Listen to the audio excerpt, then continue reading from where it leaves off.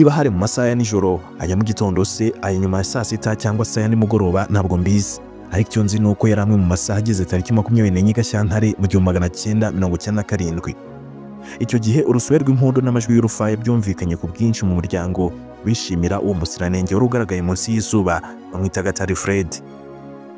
Uwo mwana w'umuhungu yakuze aryaryatwa n'inyota y'ubukire, bituma ubuzima bwe bwose abubaho yihiringira kuzigobotora ingoyi y'ubukene, maze itoroshi rye aritunga kuri interinete, asanga hari uburyo amahirwe yazamumwenyurira biciye muri yo, ahera karabandanya kugeza ageze ku nzozi ze, ndetse akanafasha benshi kugera ku nzozi zabo biciye kuri interinete.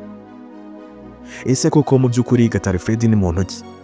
Ubundi se ni ubuhe buzima yarabayemo mbere y'uko tumumenya? Nyuma y'uko tumumenye se ho abaye hate? Ubundi se ni gute yisanze muri ibi bintu? Nyemerera tubumbure hamwe igitabo cyanditsemo inkuru y'ubuzima bwe, tukubwire byinshi utabwiwe kuri we. Ngwaye ikaze, nitwa Obedi Rugwiro.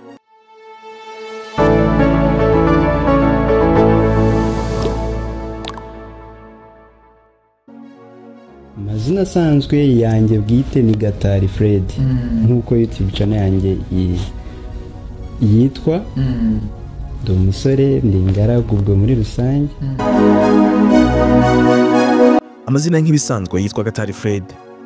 Yavutse ku itariki 24 Gashyantare mu 1997, avukira mu gihugu cya Tanzania. Amaze amezi 9 avutse, papa warapfa. Ibyo bituma bava muri Tanzania baza mu Rwanda, batura mu karere ka Ngoma, mu murenge wa Rukira, kagari ka Nyinya, mu mudugudu wa Rugara. Fred avuka mu muryango w'abantu 8, abakiriho ni 5, we yavutse ari uwa 7. Gatari Fred yize amashuri 6 yisumbuye, gusa igitangaje ntabwo yigeze yiga mu bigo bya interina, kandi ibizamini byose bya leta yarabitsindaga. Iyo umubajije impamvu yabyo akubwira ko impamvu atigeze yiga muri interina kandi yaratsindaga ngo byatewe n'ikibazo cy'ubushobozi, ariko kandi ngo byaranashobokaga ko ajya kwiga muri interina akiga bigoranye, ariko akiga. Gusa ngo yaje kureba asanga abana bigaga muri interina ntacyo babaga barusha abigaga bataha, bituma ahitamo kwiga ataha. Ati ubundi nararebye mbona n'abana baravaga muri interina bakaza ngo mbasobanurire, bityo mbona kwiga mbayo no kwiga nta byose ari kimwe. Maze ndareba ndavuga nti aho kugira ngo mu rugo batanga agatungo bari bifitiye ngo nkunde nige interina, nakwiga nta n'ubundi byose ni kimwe. Ubundi amashuri abanza Fred yayize kuri Ecole Primaire de Buriba, ayisoza atsinze ikizamini cya leta. Ayisumbuye mu cyiciro rusange Tronkomeye yiga mu bigo bibiri bitandukanye, ari byo Ecole Secondaire de Rurama na GS Kirehe. Fred avuga ko impamvu yize Tronkomeye mu bigo bibiri bitandukanye ari uko aho kuri Ecole Secondaire de Rurama cyari ikigo kiwabo, akajya kuba kwa Nyirasenye mu karere ka Kirehe, atarasoza Tronkomeye, bityo agakomereza kuri GS Kirehe. Yasoje Tronkomeye atsinze ikizamini cya leta, nabwo ntiyajya kwiga interina, ahubwo na superieur ayikomereza Kirehe kwa Nyirasenye kuri GS Nyakarambi mu ishami ry'amateka, ubukungu n'ubumenyi bw'isi HEG. Ibitangaje bamumenyaho akiga nuko ngo ageze mu mwaka wa 5 w'amashuri yisumbuye yemerewe kwiga na telefone, kuko ngo atigiraga yikoresha mu bimurangaza, ahubwo yakundaga gukora ubushakashatsi kuri interinete bwamufashaga mu masomo ye. Ndetse ngo icyo gihe yari yarakoze urubuga cyangwa se blog yashyiragaho ibizamini byabaga byarakozwe, maze abanyeshuri bakenera kureba ibyo bizamini bagasura urwo rubuga. Fred avuga ko iyo telefone yakoreshaga yari yarayiguriwe na Nyirasenge waho yabaga. Ikindi kandi avuga ko abarimo ba ICT baho yigaga babonye uburyo yakoreshaga ikoranabuhanga mu buryo bwiza, birenga kumwemerera kwiga na telefone, bigera ku kujya bamutiza imashini y'ikigo akajya yitahana. Mu 2018 nibwo Gatari Fred yasoje yisumbuye abona buruse ya leta, ariko nabwo ntiyakomeza kaminuza kuko iby'amateka, ubukungu n'ubumenyi bw'isi yari yarize ari byo bari bamuhaye gukomeza kwiga muri kaminuza. Aza gusanga rero ntaho biri guhurira n'ikoranabuhanga yakundaga, ahitamo kwishakira amafaranga azatuma yiga ibyo akunda bijyanye n'ikoranabuhanga kuko ari byo yumvamo. Gatari Fred agisoza yisumbuye yaje guhabwa ikiraka cyo kwigisha aho yari asoreje secondaire kuri icyo kigo cya GS Nyakarambi, agikora amezi 4.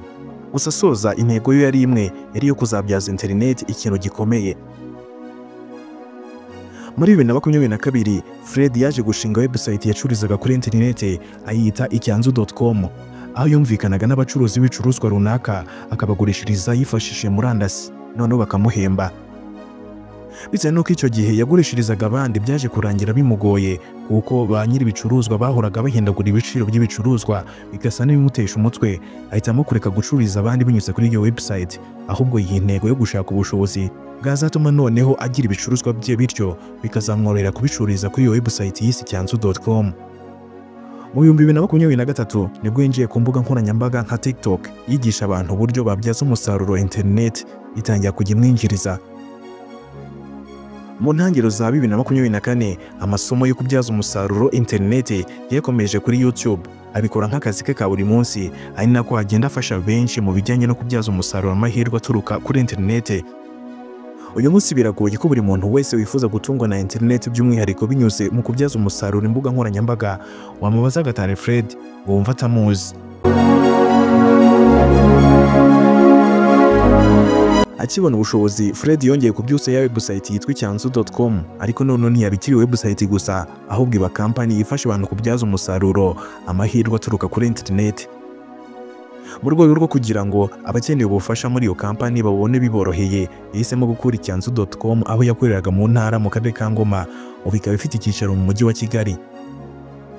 Iyi company yitwa icyanzu.com usibye kuba igambiriye gufasha abantu ibereka amahirwe ari kuri internet n'uburyo bayabyaza umusaruro, ni company inafasha abantu bifuza kubyaza umusaruro imbuga nkoranyambaga nka YouTube, TikTok, Instagram n'izindi mbuga kubona bimwe mu bikoresho nkenerwa byabafasha mu gukora video nka mikrofone zitandukanye, amatara n'ibindi byinshi tutavuze biri kuri iyo website ariyo wa3.icyanzu.com. Aha niho ushobora kunyura ukareba ibikoresho wifuza hanyuma ukabitumiza bikakugeraho aho uherereye hose mu gihugu cy'u Rwanda. Gatare Fred wabyirukanye inzozi zo kuzaba umwarimu w'abanyeshuri kuko yabonaga ko abarimo badapfa kubura akazi, ikindi kandi akanakunda gufasha abantu mu rwego rwo kubasangiza ubumenyi afite. Yaje kurangira inzozi ze zihindutse, birangira arenze kuba mwarimu yashakaga kuba we wigisha mu cyumba kimwe cy'ishuri, ahubwo ahinduka mwarimu wigisha imbaga nyamwinshi y'abantu ibihumbi n'ibihumbagiza, baba hano mu Rwanda ndetse no hanze yarwo.